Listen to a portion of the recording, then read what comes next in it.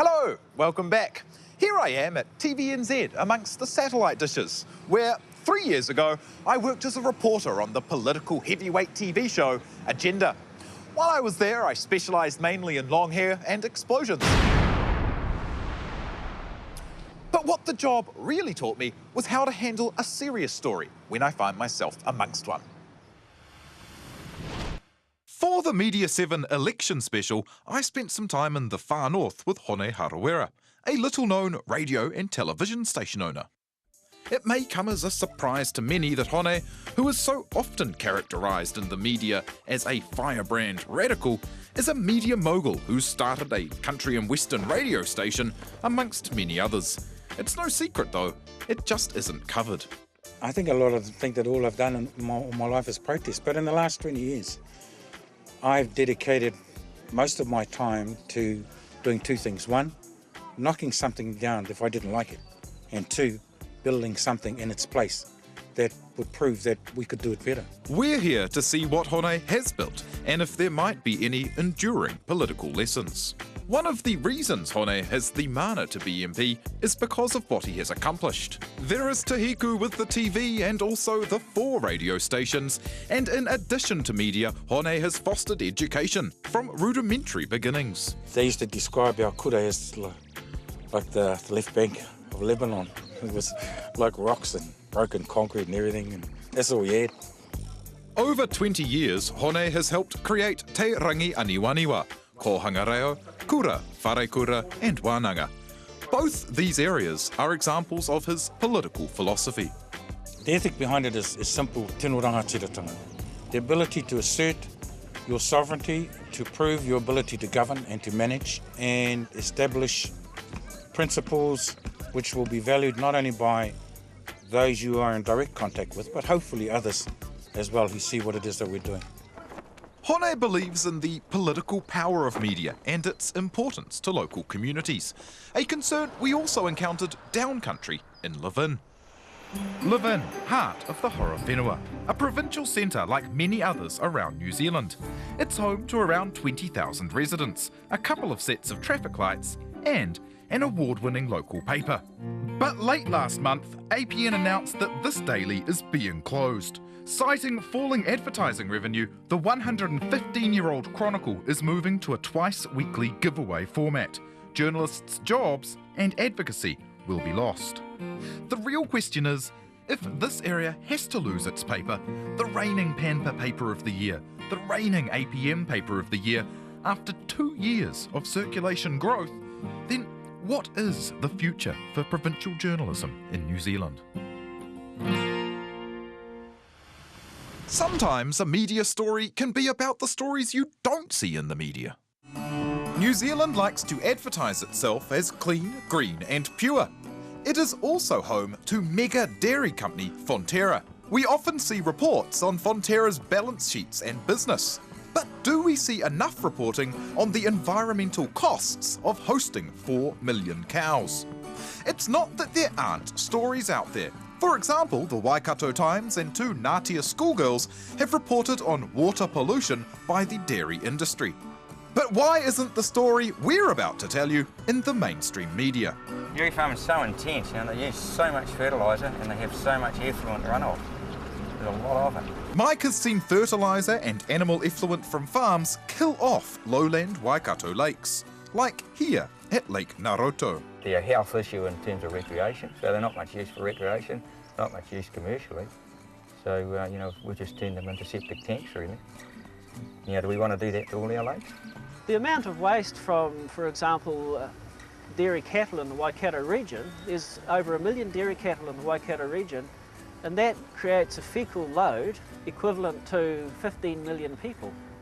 That's 117 cities the size of Hamilton. 15 million people's worth of effluent. Maybe the perilous state of waterways and dairy's direct responsibility was hard for media to link. Well, it wasn't too hard for these enterprising schoolgirls. Kayla Leonard and Teresa Speedy from Ngātia Primary decided to look into why the Piako River was murky. Why is the Piako River more polluted than any other river in the area? It's because of farming. The Piako area is heavily farmed because it has such rich soil. That means there are a lot more cows that produce more effluent. Polluted Piako ended up winning a worldwide film competition, Kid Witness News. And the dairy pollution link they found shocked the community. The real questions, though, are why was it up to schoolgirls to report this? Where is the story at a national level? Why aren't we seeing the problems and the answers? And when Fonterra profits are announced, where is the story asking, at what cost to the rest of us? These meaty stories are among the most satisfying of the job. Years and years ago now, I worked here at Ellen Pete's. I made lots of burgers and fries, and it's probably here I got my peculiar fascination with food. There was a pastry on the way to Waiheke, morning tea, lunch and pudding at Sparta. At the Radio Awards, there was an embarrassment of riches. Such treats as Ken Ellis's potato salad, Sharon Crosby's medley of vegetables, and Pete Sinclair's shredded carrot salad. While at the Ministry of Social Development, we enjoyed a splendid spread. More than 10 years ago, I worked here at the Warehouse Balmoral in the music section. It was perhaps the job that kicked off my interest in media, because really, there is so much to be interested in such a wide, varied field. And I've been lucky enough to compile some pretty wide and varied reports myself that don't really fit into any conventional mould. Leading up to election time, the whole city seemed taken over by political messages. So I stepped out to find out what messages were being sent back. We at Media7 wondered, are there any themes from the campaign carried over in the protest media of graffiti? So here I am at Auckland's Cox's Bay. With this hoarding here and the graffiti on Jonke's face, I think we may have found a representation of what's wrong with the national billboards, where they're trying to fit too many messages in. You'll see that the graffitier has gone for a swear word, a body part, lines under the eyes, crow's feet, gaps in the teeth, and a beard, and in doing so, there's just too many messages, you can hardly even tell that there is also the classic cock and balls. While in stark contrast to this, a tale of two hoardings, if you will, we have the Labour billboard here, and the graffiti has kept with the theme of simplicity. They've just gone for the one classic cock and balls, and they haven't done too much to obscure the face. Strong messages, simple. Now, if we look at the ACT billboard, you'll see that in ACT's campaign materials, they've gone for a dingbat approach, where they've tried to communicate ideas through images of words. Now, I think it's confusing, but I like the way that the graffitier of this billboard has continued this idea of visually representing, but they are very careful to then spell out exactly what it is they are representing, which I think is quite something. Here we have a Green Party hoarding which is entirely unmolested, which makes one suspect that perhaps the graffitier or graffitiers have Green Party sympathies. Well, whoever it was, they've injected some much needed life into the campaign. But remember kids, don't try this at home. Or like this unconventional story on a conference at the Ministry of Social Development. It looked to be pistols at dawn between media commentators and practitioners, so we shot it that way. In 2006, North and South published Asian Angst, Is It Time to Send Some Back? It was subject to a successful Press Council complaint for being discriminatory and inaccurate. In 2008, the Ministry of Social Development decides to hold a conference and talk about it. People like veteran editor Carl Dufresne worried that the people responsible were not invited and that there were no practicing journalists. Was this a closed court? Was this practitioners versus pontificators? NBR journo David Cohen thought so. And I was pretty appalled, actually. And he also wondered, why were the ministry putting this on? I don't have the foggiest.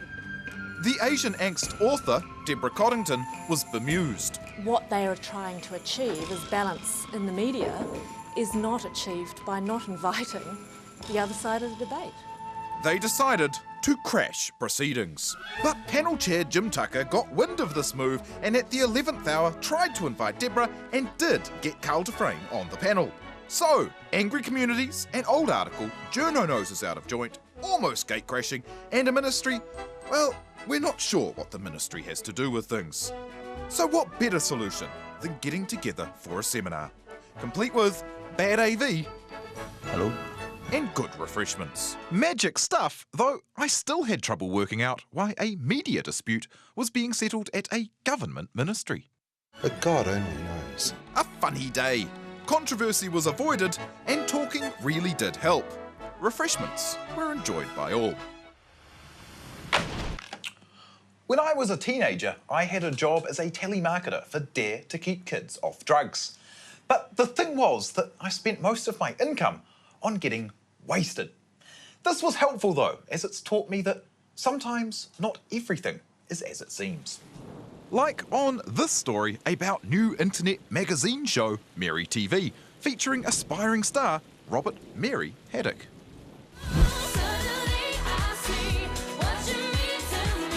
Tell me about Media7.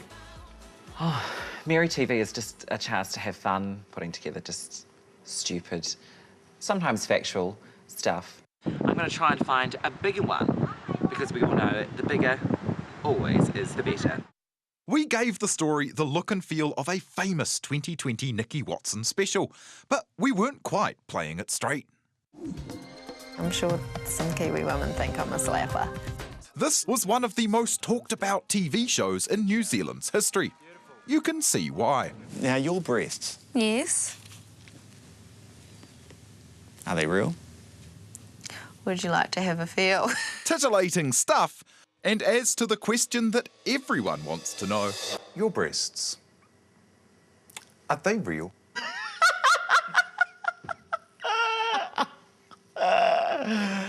No! 2008. The characters, the places, the things I learnt, and the situations I found myself in. All in all, it looks like this media reporting thing is a pretty good gig. So thank you very much for having me on your television, computer and iPod screens. See you around in 2009.